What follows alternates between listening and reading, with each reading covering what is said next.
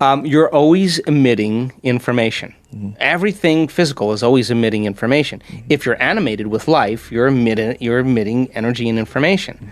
So what most people do is they say, I want the new house, the new car, the new relationship, I want a big bank account, I want my private jet, they do all that stuff. And then they visualize that. But when they visualize it, they never get in touch with how it would feel if it happened. In fact, they're hypnotized and conditioned into feeling the emotion when it happens.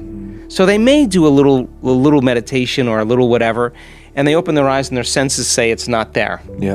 So what do? They experience more lack, more separation. So when you're feeling lack and separation, you try harder.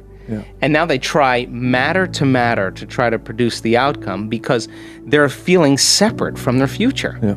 So then thoughts are the electrical charge in the quantum field, and feelings produce a magnetic charge in the quantum field. And how you think and how you feel broadcasts electromagnetic energy that influences every single atom in your life. The thought sends the signal out, and the feeling draws the experience back to you. So then if the person is living in anger, impatience, resentment, frustration, and they're holding the intention of their future, that's mind and body in opposition. There's no vibrational match between anything in their future because they're saying, why hasn't it happened? And they're waiting for their healing to begin so that they feel gratitude.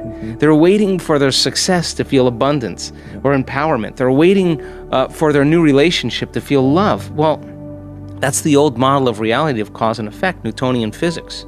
Waiting for something outside to change how we feel inside. And if you're living in that lack and you consciously or unconsciously know that you're creating your future, you're creating more lack. And if you're reacting to the people and conditions in your life that are all known to you, then your thoughts and feelings are equal to everything that you know. You keep creating the same life.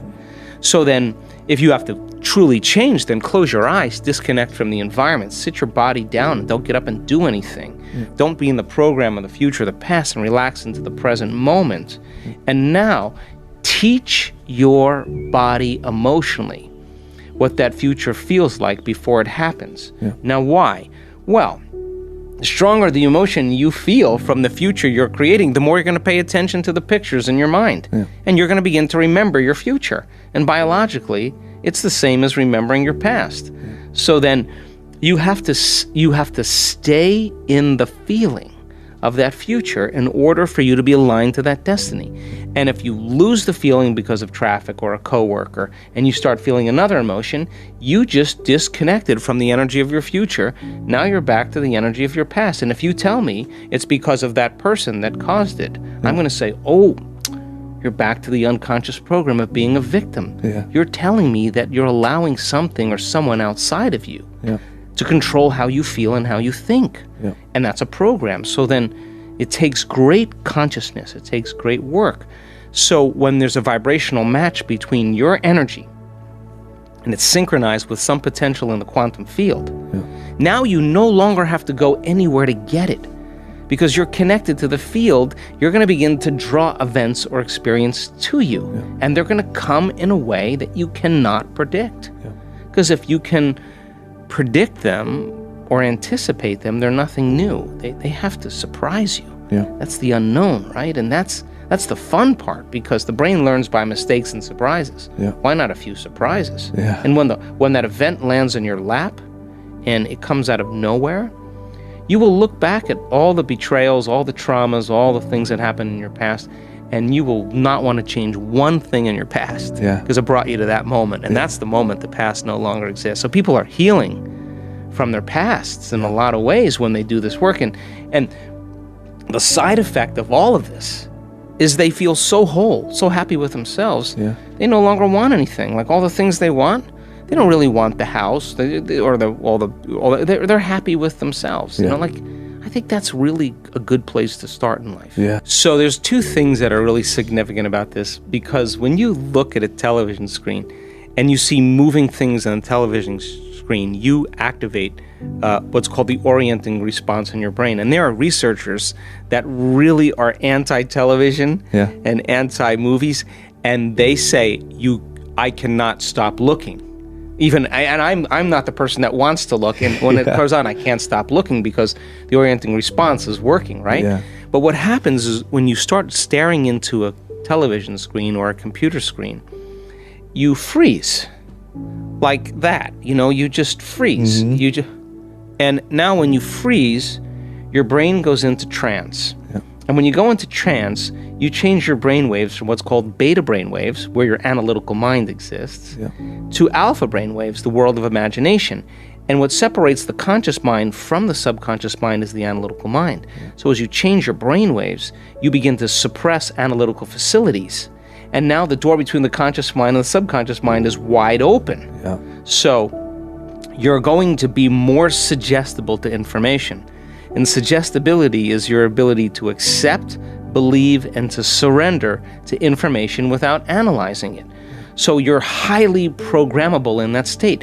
So if you want to experience that, whatever you're watching... So CNN, as I'm falling asleep, is the worst thing I could possibly... Period. News period. So we teach people, or the second thing, this is the other thing that blows my mind. You watch a television commercial, and I don't watch television hardly at all, but when I do, I'm insulted by a television commercial that's programming the person for the very condition that they have the drug or the answer for. Yeah. So, you start seeing a person with a grotesque thing that's supposed to be shingles, and they say, Chris, as you age, your immune system gets weaker and weaker. And here comes Jane, black and white, 50, 60-year-old woman in a one-piece bikini, one-piece bathing suit. She looks pretty good. And you're looking going, whew, she looks better than me. And if you've had chicken pox, did I have chicken pox? Yeah, I had chicken pox. 1 in 4 chance of you getting shingles virus, and they put this grotesque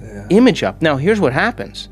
You see that grotesque image, guess what happens? It captures all of your attention because you're alarmed by what you're seeing, and then you lean in. And now they captured your attention, and now you're suggestible. So then in our work, we have people create movies of what they do want to experience in their life, and we put them in the trance. And we do the exact same thing. Instead of, hey, Chris, as you age, your brain gets weaker and weaker. Hey, Chris, as you age, your brain is getting better and better and better. Well, why not? And put a person in a trance, teach them how to move and change their brain waves with their eyes open, and all of a sudden you put a good song in there that moves them, and they're seeing scenes of their life with their family and the things they want, and the song is creating an elevated emotion, and we teach them how to open their heart while they're watching it. And I tell you, over time, people start saying, I'm on my third movie, my third mind movie, everything else helping the other ones. I don't know, I'm going to do one to help the world now. So you can, we're so programmable. And when I wrote Placebo, I was mad at myself for 2 weeks, like miffed that I was such a sucker for programming. I didn't even know how programmed I was. And from just what you learned writing that book. Oh my God, how programmed we are into limitation? And the antithesis of that is who we really are. Strip away the programming, and like people say, now here's what's happening. Now someone says, hey, I healed myself of this health condition. Then the next question is, can I heal somebody else? And I'll start healing somebody else. Can I heal somebody else across the planet? And we're having people do that now. Like, that's pretty good stuff, right? I mean, so then what's next? Well, just give me the science, give me the theory, give me the understanding, let me comprehend it, and then give me a few shots to take the formula to the next level. And someone's going to do it. And once a few people do it, then it's a brush fire. It's over, Well, that we're not doomed by our genes or hardwired to be a certain way for the rest of our lives. We are marvels of adaptability and change, and we already know how to do this. And the hardest part of all of this is just making a little time to do it. Just start being, look, if you're not being defined by a vision of the future, then you are left with the memories of your past, and you'll be predictable in your life. If you're not creating anything new, that means you're believing in your past more than you're believing in your future. Or you're more in love with your past than you are with your future. Or better said, you're making your past more real then your future, once your future starts getting really real, because that's where all of your attention and energy is, your body's going to follow your mind right to that experience, just like it follows your mind to the coffee maker every morning, to the known. It's going to follow your mind to the unknown. And people are doing that, and they're saying, oh my gosh, so you can't tell me you're too old. At this point, I got brain scans of our elders in their 70s and 80s that can rock it. I mean, they just know how to do it. You can't tell me you're too sick any longer. I have really sick people that have reversed very serious health conditions. You can't tell me you had too much of a turbulent past. We have people with brutal pasts that are free and happy. You can't tell me you're too overweight, you're too underweight, you have too many food allergies. You can't tell me any of that stuff. You can't even tell me that you never meditated before. In fact, that's good, because you're not trying to do anything. You're just following the information. So I want people to understand that what they hear a lot of times isn't absolutely the truth. That there's always a greater understanding. And when you begin to look at the quantum model of reality that says possibility exists in the quantum, then when you start shaking your mind loose a little bit and you start thinking in different ways, it should have biological effects first. And then you should start seeing the effects in your life, because every thought has a frequency.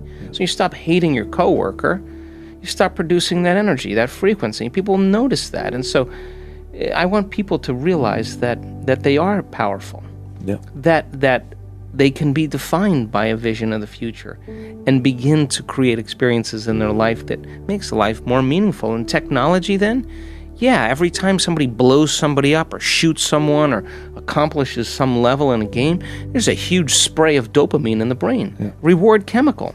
The receptor sites in the brain can't handle that much dopamine, so they close down.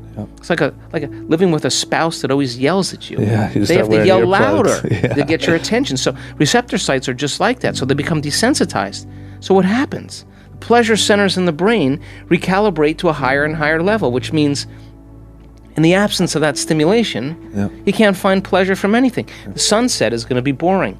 Seeing your grandmother is not going to make a difference. Taking a dog for a walk or playing with a dog is boring. Why? Because you just blew up a nation.